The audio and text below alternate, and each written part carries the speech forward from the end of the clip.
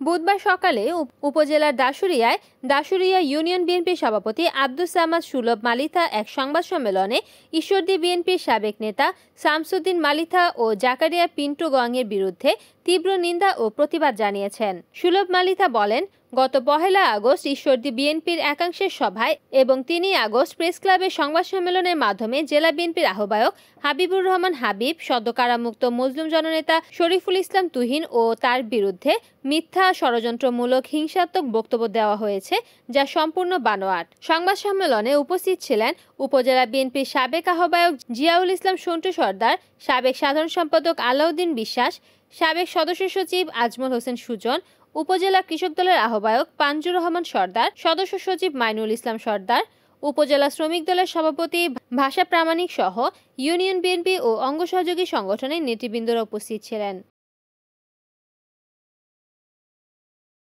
Report করেছেন পাবনা প্রতিনিধি Tuhin Hossain, NN TV.